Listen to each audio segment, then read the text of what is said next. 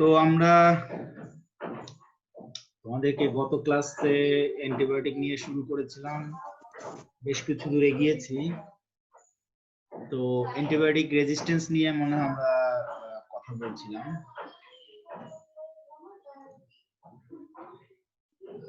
Antibiotic resistance ডেভেলপমেন্টের যে phase গুলো, এগুলো আমরা তোমাদেরকে বলেছি যে আসলে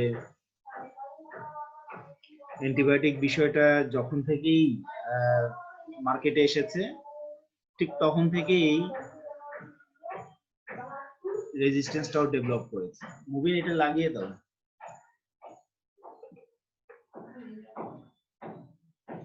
এবং আমরা তোমাদেরকে এই হিস্ট্রিটা একটু বলেছিলাম যে 1940 থেকে যখন পেনিসিলিন আসে ধীরে ধীরে অ্যান্টিবায়োটিক রেজিস্ট্যান্সটাও সাইমালটেনিয়াসলি আসতে থাকে।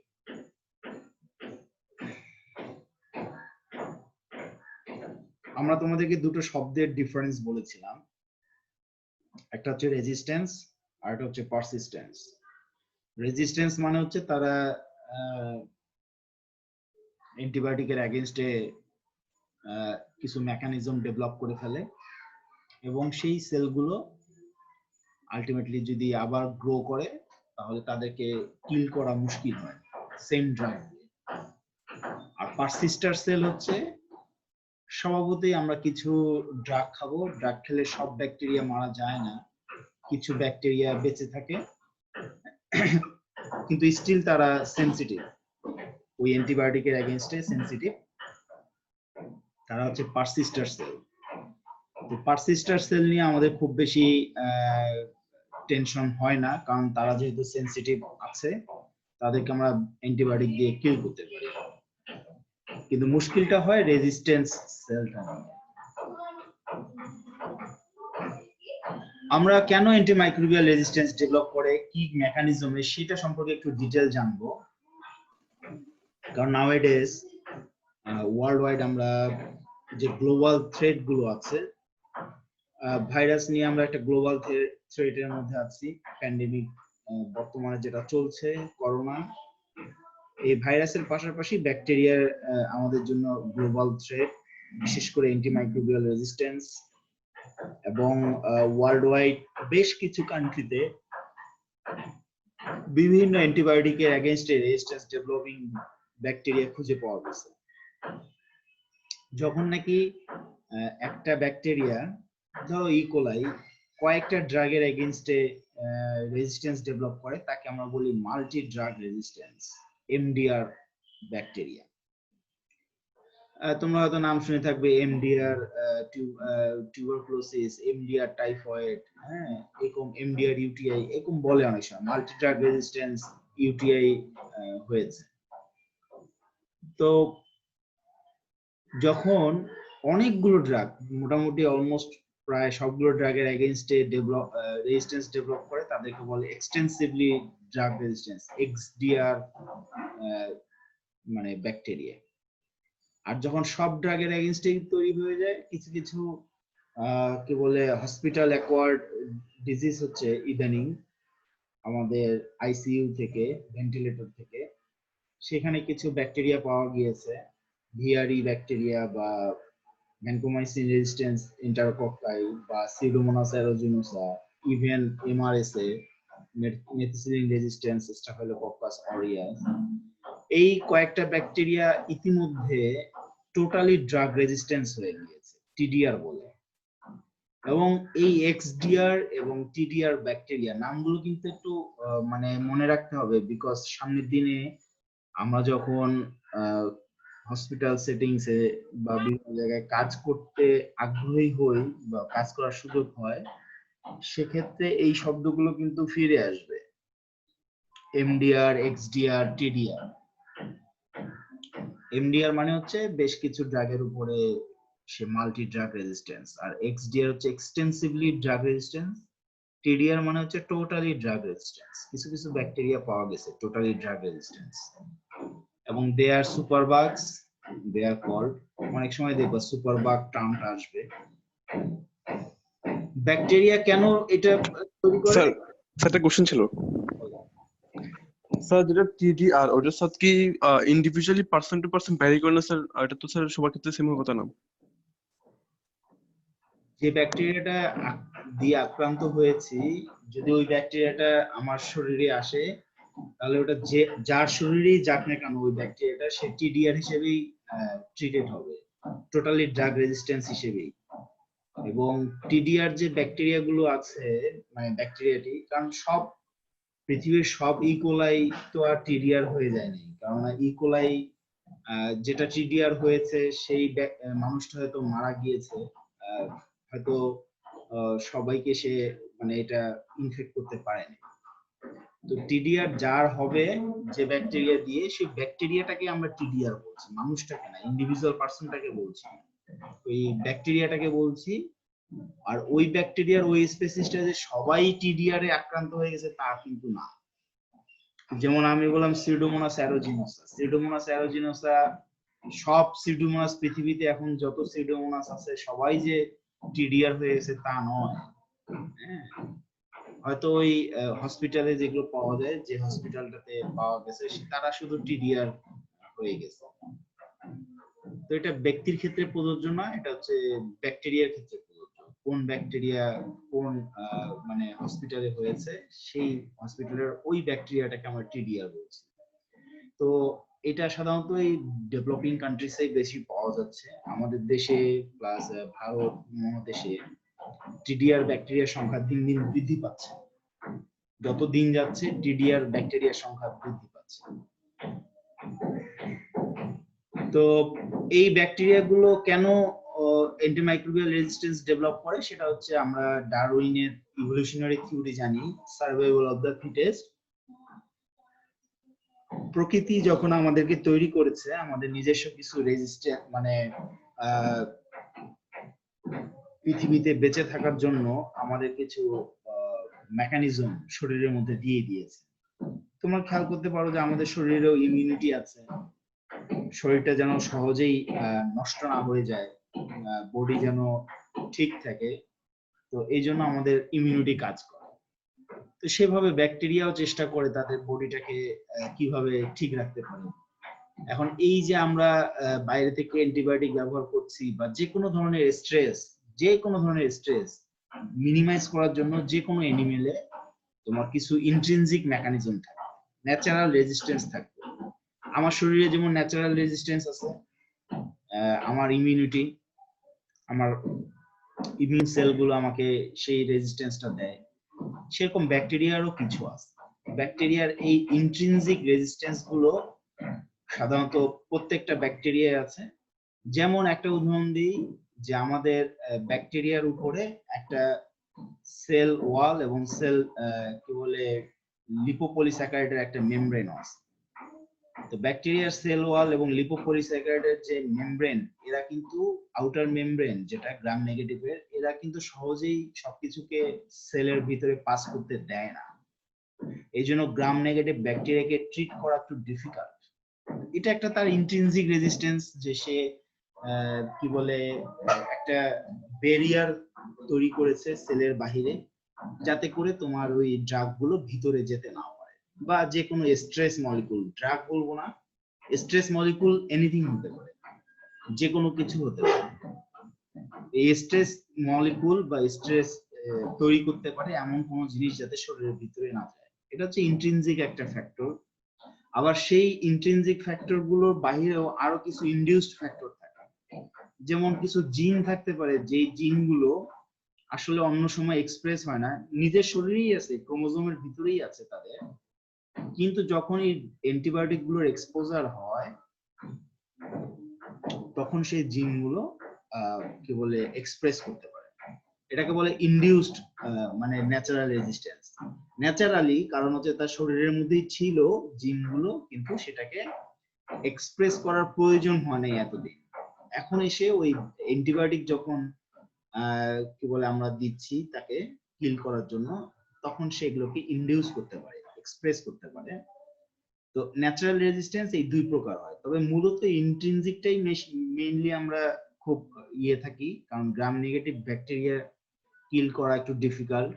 এবং আমরা যত অ্যান্টিবায়োটিক দেখবো তাদের ডেভেলপমেন্ট, এগুলো ডেভেলপমেন্ট করাই হয়েছে গ্রাম নেগেটিভ ব্যাকটেরিয়াকে বেশি কিল করার জন্য। তো যাই হোক, তারাও খুব চালাক, আমরাও চালাকি করি। তো দুই চালাকের মধ্যে যে বেঁচে থাকে তারাই সার্ভাইভাল। আমরা এখন পর্যন্ত বেঁচে আছি, ব্যাকটেরিয়াও এখন পর্যন্ত বেঁচে আছে, সব ব্যাকটেরিয়াকে আমরা মারতে পারিনি। So this is Darwinian evolutionary theory, চলছে আদিমকাল থেকেই। মানুষ প্রজাতি এখনো বেঁচে আছে, ব্যাকটেরিয়া প্রজাতিও বেঁচে আছে। এই যে দুজনের পারস্পরিক আদান প্রদান, ঘাত প্রতিঘাত থেকেই আসলে সবাই দিন দিন ডেভেলপমেন্ট হচ্ছে। তো যাই হোক, natural resistance intrinsic or induced হতে পারে।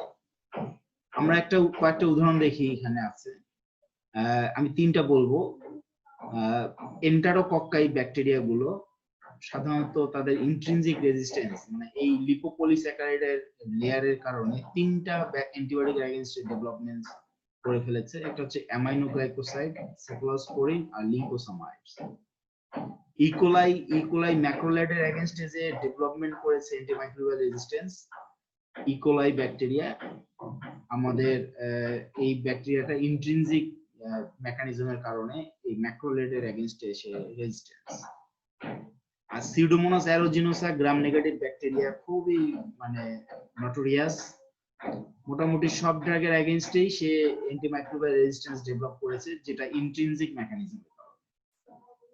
ঠিক আছে, এই তিনটা একটু মনে রাখলে হবে, আমাদের সবগুলো মনে রাখার দরকার নেই, অনেকগুলো আছে। শুধু সিউডোমোনাস অ্যারোজিনোসা, ইকোলাই আর এন্টারোকক্কাই, এই তিনটা সম্পর্কে আরো ডিটেইলস সামনের দিনে বলবো। এই জন্য তিনটাকে আমরা একটু হাইলাইট করেছি যে এরা ইন্ট্রিনসিক রেজিস্ট্যান্স মেকানিজম কাজ করে। আর ইন্ট্রিনসিক রেজিস্ট্যান্স মেকানিজম এটা মানে প্রতিহত করা খুব ডিফিকাল্ট, বিকজ এটা একটা শরীরের নিজস্ব একটা প্যাটার্ন। আর একটা খুব গুরুত্বপূর্ণ হচ্ছে অ্যাকোয়ার্ড রেজিস্ট্যান্স, ন্যাচারাল না, এটা হচ্ছে কি বলে হোমমেড টাইপের। তারা অ্যাকোয়ার করে, জেনেটিক ম্যাটেরিয়াল অ্যাকোয়ার করে। আমরা জানি ব্যাকটেরিয়ায় ক্রোমোজোমাল ডিএনএ আছে। তো ক্রোমোজোমাল ডিএনএ এর যদি কোনো অল্টারেশন হয়, অথবা সে যদি কোনো হরাইজন্টাল জিন ট্রান্সফার হয় প্লাজমিড মিডিয়েটেড, প্লাজমিড হচ্ছে একটা ভেক্টর, এটা হচ্ছে এক্সট্রা ক্রোমোজোমাল ডিএনএ, মানে এই ডিএনএটা হচ্ছে ক্রোমোজোমের মধ্যে থাকে না, ক্রোমোজোমের বাইরে থাকে। এই প্লাজমিড দিয়ে যদি কোনো জিন ট্রান্সফার হয়, কারণ দেখা যায় যে ব্যাকটেরিয়া গুলো যখন কলোনাইজেশন ফর্ম করে, তখন এক ব্যাকটেরিয়া থেকে আরেক ব্যাকটেরিয়ায় জিন ট্রান্সফার করতে পারে, এবং এই জিন ট্রান্সফারটা হরাইজন্টাল হয়, একজন থেকে আরেকজন, আরেকজন থেকে আরেকজন। কারণ তারাও তো চিন্তা ভাবনা করে যে আমাদেরকে যে এইভাবে ওষুধ দিয়ে মারতে চাচ্ছে, সে ওষুধটার এগেইনস্টে একজন হয়তো কি বলে একটা রেজিস্ট্যান্স প্যাটার্ন ডেভেলপ করেছে, তার কাছ থেকে অনেকে ধার নিতে পারে, যে ঠিক আছে তুমি আমাকে ধার দাও। তো এই প্লাজমিড মিডিয়েটেড যে রেজিস্ট্যান্স গুলো, এগুলোকে আমরা অ্যাকোয়ার্ড বলি, মানে সে এটা অ্যাকোয়ার করেছে পার্শ্ববর্তী কোনো ব্যাকটেরিয়া থেকে। এই অ্যাকোয়ার করার কারণে তাদের জিন ট্রান্সফরমেশন হতে পারে, ট্রান্সপোজিশন হতে পারে, নতুন জিন কনজুগেশন হতে পারে, একজন আরেকজনের সঙ্গে কনজুগেট করেছে, করে তারা এই হরাইজন্টাল জিন ট্রান্সফার করে। এবং এই দুটো ঘটনা ঘটতে পারে, একটা হতে পারে প্লাজমিড মিডিয়েটেড, আর একটা হতে পারে ক্রোমোজোমাল ডিএনএ। তো দুটোই খুবই ক্ষতিকর আমাদের জন্য, কারণ হচ্ছে ব্যাকটেরিয়া একটা নির্দিষ্ট জিনিস মানে অস্ত্র ডেভেলপ করে ফেলে, যে যার কারণে ড্রাগ গুলো কাজ করতে পারে। এই যে অ্যাকুইজিশনটা গুলো করে তারা, this can be a temporary or permanent. হ্যাঁ, এই কি বলে, এগুলো সাধারণত টেম্পোরারিও হয় অথবা পার্মানেন্ট হয়।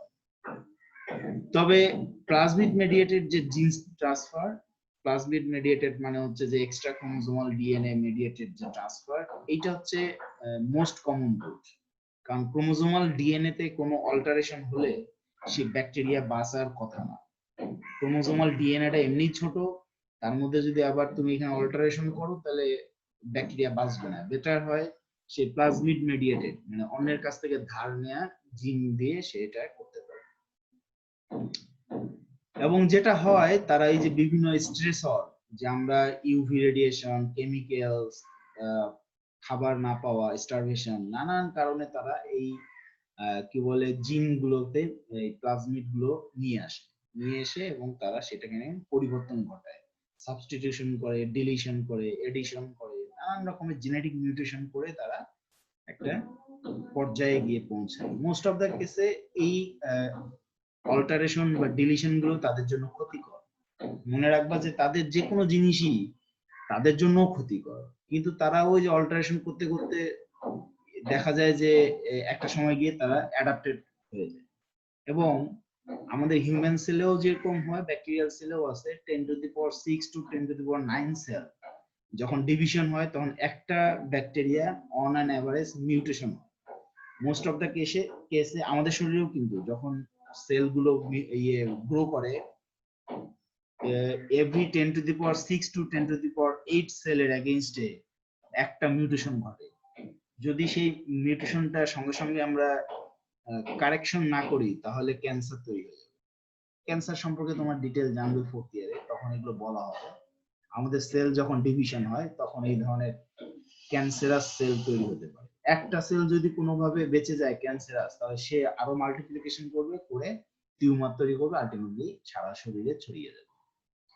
তো আমার শরীরও সারাক্ষণ এরকম কি বলে সেল গ্রো হচ্ছে। ব্যাকটেরিয়া তো আরো উইদিন 24 আওয়ার্স সে মানে সেল গ্রো করতে পারে, এবং সেখানে যেহেতু কোটি কোটি সেল গ্রো করে, এই সেলগুলো যখন নাকি গ্রো করছে, মাল্টিপ্লিকেশন করছে, তখন অন অ্যান এভারেজ একটা করে সেল এরকম মিউটেশন হয়। তো সৃষ্টিকর্তার অশেষ রহমত যে তারা যখন মিউটেশন করে তখন মোস্ট অফ দ্য মিউটেশন হচ্ছে ডেলিটেরিয়াস, মানে তাদের জন্য ক্ষতিকর, তাদেরই নিজস্ব শরীরের জন্য ক্ষতিকর। তবে এমন তো হতে পারে যে কোনো একটা মিউটেশন হয়তো ভালো তাদের জন্য, কিন্তু আমাদের জন্য ক্ষতিকর, ড্রাগগুলোর জন্য ক্ষতিকর। এই জন্য ব্যাকটেরিয়ার এগেইনস্টে আমাদের নিত্য নতুন ড্রাগ আবিষ্কার করতে হচ্ছে।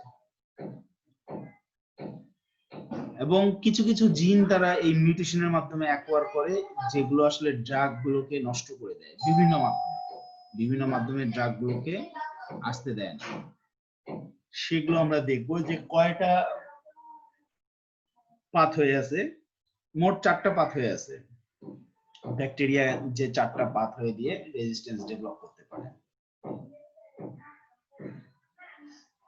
পাথ হয়ে 4টা একটু আমরা দেখি। নাম্বার 1 হচ্ছে ড্রাগটাকে ভিতরেই আসতে দিবে না, limiting the uptake of a drug.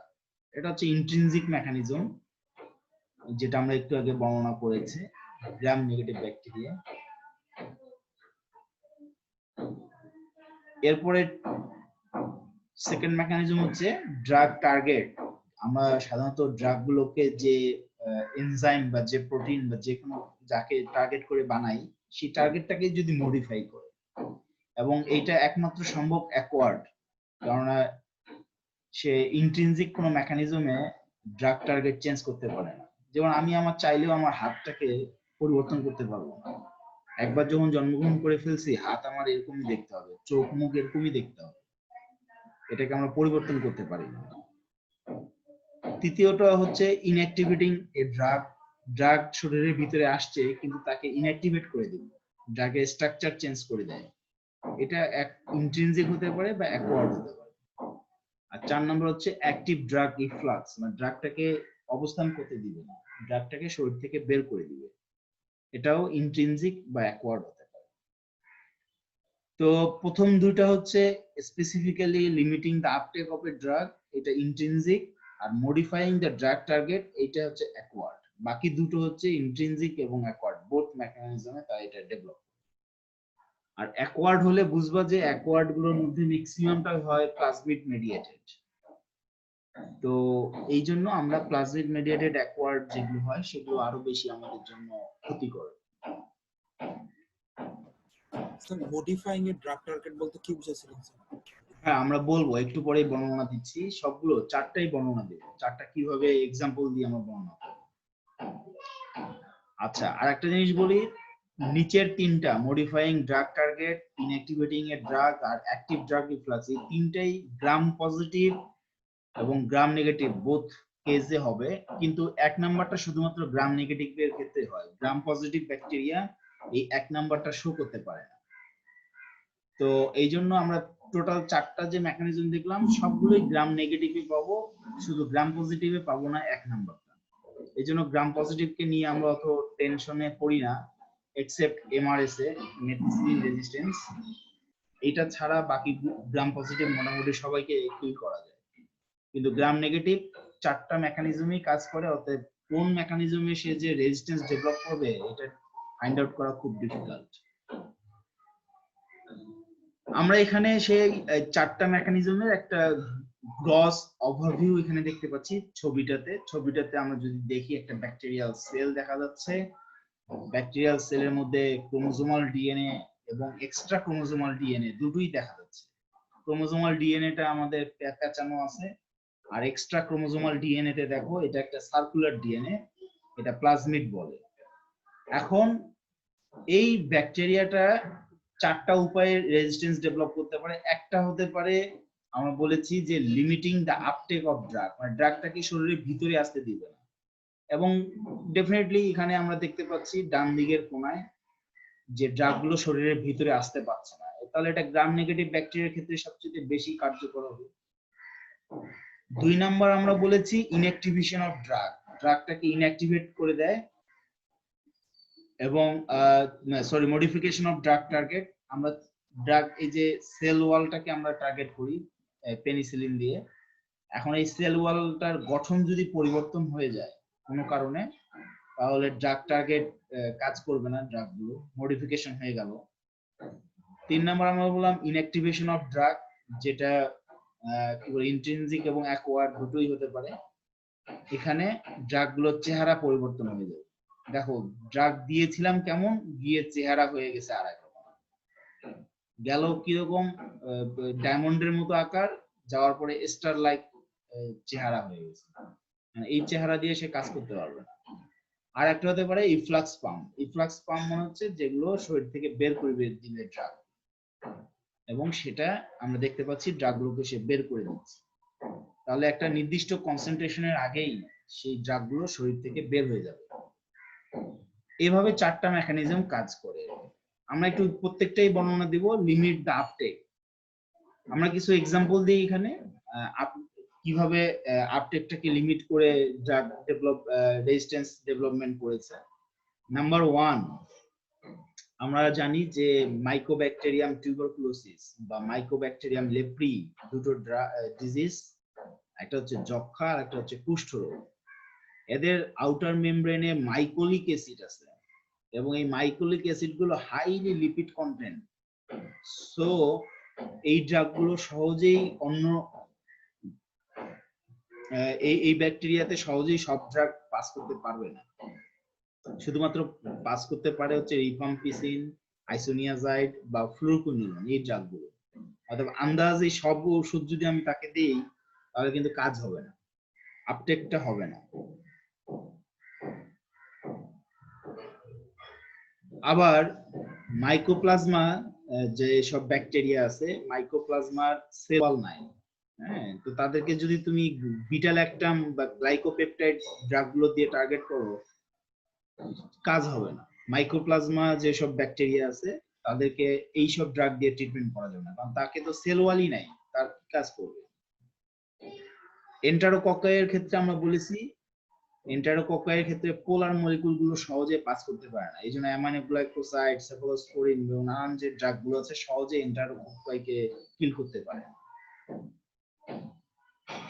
Staphylococcus aureus এবং সেই ড্রাগটা, এই ব্যাকটেরিয়াটা MRSA methicillin resistance staphylococcus aureus even ভ্যানকোমাইসিনের এগেইনস্টেও ডেভেলপমেন্ট রেজিস্ট্যান্স ডেভেলপ করে ফেলেছে। কিভাবে? এই ভ্যানকোমাইসিনটা সেল ওয়ালকে টার্গেট করে, সেল ওয়ালকে সে ধ্বংস করে। সে করছে কি, সেল ওয়াল এমনই মোটা করছে যে ভ্যানকোমাইসিন ওদিক দিয়ে পাসই করতে পারবে না। এবং যেসব স্ট্রেইন এই ভ্যানকোমাইসিনকে ভিতরেই প্রবেশ করতে দিবে না তাদেরকে বলা হয় ভিসা স্ট্রেইন, এবং এই ভিসা স্ট্রেইন গুলো খুবই ক্ষতিকর। মানে আমরা আমাদের আইসিইউতে, আমার ভেন্টিলেটরে এই ব্যাকটেরিয়া গুলো পাওয়া যায়, visa strain, vancomycin induced staphylococcus aureus. তো এই ব্যাকটেরিয়া গুলো প্রত্যেকটাই ড্রাগ আপটেকের ক্ষেত্রে তোমার কি বলে বাধা দিচ্ছে। আর গ্রাম নেগেটিভ ব্যাকটেরিয়ার ক্ষেত্রে পোরিন চ্যানেল গুলো সাধারণত কাজ করে ড্রাগ হাইড্রোফিলিক মলিকুল গুলোকে নিয়ে আসার জন্য। এখন যদি পোরিন চ্যানেল এই চ্যানেল গুলো কাজ না করে তাহলে কিন্তু গ্রাম নেগেটিভ ব্যাকটেরিয়ায় ড্রাগ গুলো শরীরের ভিতরে যেতে পারবে না। এখানে একটা উদাহরণ দেওয়া আছে এন্টারোব্যাকটেরিয়াসি, যেগুলো কার্বাপেনেমের এগেইনস্টে ডেভেলপ করে রেজিস্ট্যান্স। কার্বাপেনেম হচ্ছে আমাদের কাছে এখন পর্যন্ত হাইয়েস্ট অ্যান্টিবায়োটিক, কার্বাপেনেম এবং ভ্যানকোমাইসিন আর হচ্ছে কোলিস্টিন। তো এই ব্যাকটেরিয়া অ্যান্টিবায়োটিক গুলো শরীরের ভিতরে যেতে হলে পোরিন চ্যানেল লাগে। যদি পোরিন চ্যানেল গুলোর কোনো মডিফিকেশন হয় কাজ করবে না। নিজেরিয়া গনোরিয়া ব্যাকটেরিয়াটাও মিউটেশন করে এই পোরিন চ্যানেলের, ফলে বিটা ল্যাকটাম বা টেট্রাসাইক্লিন দিয়ে হিট করলে কাজ করবে না। এগুলো সবগুলোই যে এই যে পরিবর্তনগুলো হয়েছে, পোরিন চ্যানেল আসা বা সেল ওয়াল মোটা হয়ে যাওয়া বা কি বলে মাইক্রোপ্লাজমার ক্ষেত্রে সেল ওয়ালই নেই, তারপরে মাইক্রোব্যাকটেরিয়ার ক্ষেত্রে মাইকোলিক অ্যাসিড আছে, এই যে নানান ধরনের ব্যারিয়ার গুলো আছে, ব্যারিয়ার গুলো আমাদেরকে জানতে হবে। As a pharmacist, as a doctor, physician, আমরা যদি না জানি আমরা ড্রাগ চয়েস করতে পারবো না, ড্রাগ চয়েসে আমাদের ভুল হয়ে যাবে। ঠিক আছে, এটা হচ্ছে নাম্বার 1, লিমিট দ্য আপটেক। এখন আরেকটা ঘটনা ঘটে এই আপটেক লিমিটেশনের ক্ষেত্রে, আরেকটা ঘটনা নতুন রিসেন্টলি এগুলো ডেভেলপ করেছে, বায়োফিল্ম ফর্মেশন। বায়োফিল্মটা কিভাবে হয়? ধরো আমরা একটা কলোনি আকারে থাকি, ব্যাকটেরিয়াও কলোনি আকারে থাকে, আমরাও সমাজে কলোনি আকারে থাকি। তো যখন নাকি তুমি একটা কি বলে ক্যান্টনমেন্টে অ্যাটাক করতে যাবা, তো ক্যান্টনমেন্টে অ্যাটাক করাটা খুব ডিফিকাল্ট না, কারণ হচ্ছে ক্যান্টনমেন্টে হাজার হাজার সৈন্য থাকে। অথচ এই সৈন্যগুলো যখন মাঠে থাকে, ফিল্ডে, তখন তাদেরকে অ্যাটাক করা খুব সহজ হয়, কারণ তারা ছড়িয়ে ছিটিয়ে থাকে। তাহলে একটা ক্যান্টনমেন্টে অ্যাটাক করা আর ওই সৈন্যদলকে মাঠে অ্যাটাক করার মধ্যে পার্থক্য আছে। পার্থক্যটা কোথায়? কারণ ক্যান্টনমেন্টে তারা নিজস্ব একটা সেফটি ব্লক আছে, সেফটি ব্লকের মধ্যে তারা থাকে। ব্যাকটেরিয়া যখন কলোনি আকারে থাকবে তখন তারা একটা সেফটি ব্লক তৈরি করে, তারাও চেষ্টা করে একটা ব্যারিয়ার ক্রিয়েট করতে, এবং এই ব্যারিয়ারটা সহজে ভাঙা যায় না, সেই ড্রাগ গুলোকে টার্গেট মানে ব্যারিয়ারটা ক্রস করতে পারে না। এটা বলে বায়োফিল্ম। মানে সবাই ওই যে কিছু কিছু মানে সব ব্যাকটেরিয়া কিছু কিছু পার্টিসিপেশন করে একটা ব্যারিয়ার তৈরি করে, এবং এটা ব্যাকটেরিয়ার কলোনিতে এটা বিশেষ করে হয়, কলোনাইজড ব্যাকটেরিয়াতে অনেকগুলো ব্যাকটেরিয়া যখন এক জায়গায় কলোনি আকার ফর্ম করে, সেই কলোনি ভিতরের ব্যাকটেরিয়াটাকে কিল করা খুব ডিফিকাল্ট। তুমি হয়তো বাইরের ব্যাকটেরিয়াটাকে কিল করতে পারলে, কিন্তু একদম ভিতরে যেটা আছে সেখানে ড্রাগ পৌঁছাবে না, সেখানে যাওয়ার আগেই ওই ব্যাকটেরিয়াটা রেজিস্ট্যান্স ডেভেলপ করে যাবে। আমাদের গাটের মধ্যে জিআই ট্র্যাক্টেও এই ধরনের ঘটনা ঘটে, এখানে কলোনাইজেশন থাকে, ফলে ওই ব্যাকটেরিয়াগুলোকে কিল করা সম্ভব হয় না একবারে। আর সিউডোমোনাস অ্যারোজিনোসা লাংসে যখন পৌঁছে যায় তখন তারা কলোনাইজেশন করে। কেন মানে মানুষ লাংসে পানি জমে যায়, তোমরা খেয়াল করে দেখবা, আইসিইউ তে যাওয়ার পরে 2 দিন পরেই হয়তো ডক্টররা তোমাকে বলবে যে লাংসে পানি জমে গেছে। তো লাংসে পানি জমে গেছে কারণটা কি? কারণটা হচ্ছে তাকে ওই সিউডোমোনাস অ্যারোজিনোসা অ্যাটাক করছে, লাংস ডিস্ট্রয় হয়ে যাচ্ছে, সেখানে পানি জমছে। আর যত পানি জমবে সিউডোমোনাস তত গ্রো করবে, আরো বেশি গ্রো করবে, কারণ পানি পেলে সে আরো বেশি মানে ইয়ে পাবে। এইভাবে সিউডোমোনাস অ্যারোজিনোসা আমাদেরকে যদি কোনোভাবে অ্যাটাক করে লাংসে, তাহলে ওই ব্যক্তিকে মানে ইয়ে করা খুব ডিফিকাল্ট, বিশেষ করে বায়োফিল্ম ফর্মেশন। এবং এটা রিসেন্ট টেকনোলজি পাওয়া গেছে যে ব্যাকটেরিয়া এই বায়োফিল্ম গুলো তৈরি করে।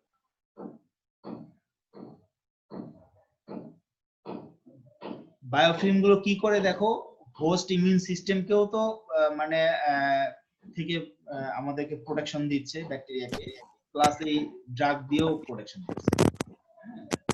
এবং এটা এমনই একটা ঠিক কনসিস্টেন্সি তৈরি করে পলিস্যাকারাইড, প্রোটিন, বিভিন্ন ধরনের প্রোটিন পলিস্যাকারাইডকে, যে একটা মোটা লেয়ার তৈরি করে বাহিরে। সো যতগুলো আমাদের মানে মেকানিজম দেখেছি, এই মেকানিজমটা কিন্তু খুবই টাফ একটা মেকানিজম, এই মেকানিজমে কিন্তু ব্যাকটেরিয়া রেজিস্ট্যান্স ডেভেলপ করলে খুব ডিফিকাল্ট। এবং এই যারা নাকি বায়োফিল্ম ফর্মেশন করে যেসব ব্যাকটেরিয়া তারা খুব স্লো গ্রো করে, মানে যারা এই বায়োফিল্ম ফর্মেশন করে যে আমরা একটা কলোনি করছি, কলোনিতে তারা গ্রোটাও স্লো হয়, আর যেসব ব্যাকটেরিয়া স্লো গ্রোথ হয় তাদেরকে কিল করাও ডিফিকাল্ট, কারণ আমরা যতগুলো অ্যান্টিবায়োটিক আবিষ্কার করেছি সবগুলোই গ্রোয়িং ব্যাকটেরিয়াকে কিল করার জন্য, মানে যে ব্যাকটেরিয়াটা একটা থেকে আরেকটা হচ্ছে তাদেরকে কিল করার জন্য। যারা সুপ্ত অবস্থায় থাকে তাদেরকে কিল করা যায় না, ঠিক আছে, কারণ সুপ্ত অবস্থায় তো সে তার ড্রাগ টার্গেট গুলোকে ব্যবহার করছে না। এই জন্য মানে এই বায়োফিল্ম ফর্মেশনটা ইদানিং মানে সায়েন্টিস্টদেরকে খুব ভোগাচ্ছে, যে বিশেষ করে আইসিইউ তেও এই ব্যাকটেরিয়া গুলো বায়োফিল্ম ফর্মেশন করছে এবং মানুষকে খুব মানে মৃত্যুর হুমকিটা খুব বেড়ে গেছে। আমাদের ক্লাস কি আরো সময় আছে? আমরা আগামী দিন মডিফিকেশন অফ টার্গেটটা কি বলবো? আচ্ছা পরে বলবো, আগামী দিন। 10:35 মিনিট স্যার। আমরা লিমিট আপটেকটা বললাম, আমরা মডিফিকেশন অফ টার্গেটটা বলে দিই তোমাদের, তাহলে আগামী দিন আমরা বাকি দুটো বলবো। টার্গেট মডিফিকেশন মানে হচ্ছে আমরা যে ড্রাগগুলো ডিজাইন করেছি এরা কোনো না কোনো একটা কি বলে এনজাইম বা কোনো একটা প্রোটিন বা কোনো কিছুকে টার্গেট করে আমাদের এই ড্রাগগুলো। যেমন বিটা ল্যাকটাম অ্যান্টিবায়োটিক যেগুলো পেনিসিলিন, সেফালোস্পোরিন আছে, এরা হচ্ছে তোমার সেল ওয়াল যে ফর্মেশন, সেল ওয়াল ফর্মেশনের যে প্রোটিন তাকে টার্গেট করে, সেল ওয়াল তৈরি হতে দিবে না। এখন সেল ওয়াল ফর্মেশনের যে প্রোটিন সেটা হচ্ছে পেনিসিলিন বাইন্ডিং প্রোটিন বলে তাদেরকে, পিভিপি। এই পিভিপি কে সে টার্গেট করে পিভিপির কাজকে সে বন্ধ করে দেয়। আর পিভিপি হচ্ছে পেনিসিলিন বাইন্ডিং প্রোটিনটা হচ্ছে এরা সেল ওয়াল তৈরি করে। এদের অপর নাম হচ্ছে ট্রান্সপেপটাইডেস। আমরা নামগুলো সম্পর্কে আরো ডিটেইল জানবো সামনের দিনে। পেপটাইড ট্রান্সপেপটাইডেস এনজাইম গুলোকে তারা অ্যাটাক করে সেই এনজাইমটাকে ব্লক করে, ফলে সেল ওয়াল তৈরি হয় না। কিন্তু কিছু ব্যাকটেরিয়া আছে যারা এই পিভিপির স্ট্রাকচারই চেঞ্জ করে দেয়, তোমার স্ট্রাকচার চেঞ্জ হয়ে গেছে। যেমন এখানে একটা এক্সাম্পল দিয়েছি, স্টাফিলোকক্কাস অরিয়াস একটা জিন অ্যাকোয়ার করে, মেক এ জিন, MECA, যে কোনো জিনের নাম আমরা ইটালিক অক্ষরে লিখবো এবং ছোট হাতের অক্ষর দিয়ে শুরু হয় জিনের নাম, এটা সবসময় মনে রাখবে। যখনই কোনো পড়াশোনা করতে যাবে বইয়ে দেখবে এই জিনের নামগুলো ইটালিক অক্ষরে ছোট হাতের ইয়ে দিয়ে শুরু হয়েছে। তো মেক অনেক ক্যাটাগরির জিন আছে, ABCD। মেক এ জিন নিয়ে অ্যাকোয়ার করে সে এই পেনিসিলিন বাইন্ডিং প্রোটিনের স্ট্রাকচারই চেঞ্জ করে দিলে আর ড্রাগ গুলো তাকে টার্গেট করতে পারে। VRE স্ট্রেইনের কথা বলেছি আমি। VRE হচ্ছে ভ্যানকোমাইসিন রেজিস্ট্যান্স এন্টারোকক্কাই, অথবা MRSA methicillin resistance staphylococcus aureus. এরা ভ্যান জিন অ্যাকোয়ার করে এবং পেপটাইডোগ্লাইকেনের স্ট্রাকচারই চেঞ্জ করে দিবে, ঠিক আছে। তাহলে এই ব্যাকটেরিয়া গুলো ওই ভ্যান জিন নেয়, এস অরিয়াসটা নেয় হচ্ছে মেক এ জিন নিয়ে তোমার ওই ড্রাগের এগেইনস্টে তোমার যে টার্গেট সেই টার্গেট গুলোকে মডিফাই করে। আমাদের যে প্রোটিন কে টার্গেট করার জন্য যেসব ড্রাগ আছে, অ্যামাইনোগ্লাইকোসাইড, ম্যাক্রোলাইডস, টেট্রাসাইক্লিন, ক্লোরামফেনিকল, প্রত্যেকটাই রাইবোজোমাল প্রোটিন সিনথেসিসকে সে ব্লক করে। আর প্রোটিন সিনথেসিস যারা করে তারা যদি তাদের দেহে ERM জিনকে অ্যাকোয়ার করে, ERM জিন অ্যাকোয়ার করলে তারা তাদের ওই প্রোটিনের সিনথেসিসের যে এনজাইম গুলো আছে, এনজাইম গুলো আলাদা স্ট্রাকচার হয়ে যায়, ফলে এই ড্রাগ গুলো গিয়ে তাকে আর বাইন্ড করতে পারবে। আবার ডিএনএ কে সিনথেসিস করার জন্য ডিএনএ জাইরেস এনজাইম আছে, ডিএনএ জাইরেস এনজাইমের এবং টোপোআইসোমারেজ 4 এনজাইম আছে। এই এনজাইম গুলো জন্য যে জিন আছে জাইরে এ, GRL এ, এই জিনগুলোতে যদি কোনো মডিফিকেশন হয় তাহলে এই এনজাইম গুলোর স্ট্রাকচার পরিবর্তন হয়ে যাবে। তাহলে ফ্লুরোকুইনোলোন ড্রাগগুলো কাজ করবে। আর একটা কমন আমাদের অ্যান্টিবায়োটিক হচ্ছে অ্যামোক্সিসিলিন বা অ্যান্টিমেটাবোলাইটস। তারা ডাইহাইড্রোটেরয়েড সিনথেস এনজাইম বা ডাইহাইড্রোফলিক রিডাকটেস এনজাইমকে টার্গেট করে। যদি কোনো কারণে মিউটেশন হয় এখানে এই এনজাইমগুলোর জিনগুলোতে, তাহলে এই প্রোটিনটাকে চিনতে পারবে না। এই মডিফিকেশন অফ ড্রাগ টার্গেট, এটা লিস্ট হাজার হাজার লিস্ট আছে, এতগুলো পড়ার টাইম আমাদের নাই, সময়ও পাবো না। আর এত জিন, হাজার হাজার জিন, এত জিন আমরা বেরও করতে পারবো না। তো সুতরাং আমরা 5-6টা শুধুমাত্র উদাহরণ দিয়েছি এবং প্রত্যেকটাই কোনো না কোনো ক্লাস অফ ড্রাগকে টার্গেট করছে। একটা বললাম অ্যান্টিমেটাবোলাইট, এই সালফোনামাইড বা অ্যামোক্সিসিলিন বা ট্রাইমিথোপ্রিন। একটা বললাম ফ্লুরোকুইনোলোন, সিপ্রোফ্লক্সাসিন, লিভোফ্লক্সাসিন, আমরা যেগুলো খাই এগুলো রেজিস্ট্যান্স হয়ে গেছে জাইরে এ জিনের কারণে। আমরা এজিথ্রোমাইসিন খাই, এজিথ, ম্যাক্রোলাইডস খাই, টেট্রাসাইক্লিন খাই, ক্লোরামফেনিকল খাই, এগুলো রেজিস্ট্যান্স হয়ে গেছে হচ্ছে ইআরএন জিনের কারণে। আমাদের সবচেয়ে হাইয়েস্ট অ্যান্টিবায়োটিক ভ্যানকোমাইসিন, এটাও রেজিস্ট্যান্স হয়ে যাচ্ছে বিকজ অফ ভ্যান জিনের কারণে। তো এগুলো হচ্ছে modification of drug target. Drug যেগুলোকে টার্গেট করে, আমরা কিছু কিছু এনজাইম প্রোটিন বা কিছুকে টার্গেট করি, সেগুলো মডিফাই হয়ে যাচ্ছে। আমরা এই পর্যন্ত থাকলো 2 নাম্বার মেকানিজম পর্যন্ত, আমরা বাকি মেকানিজম গুলো অন্যদিন আলোচনা করবো।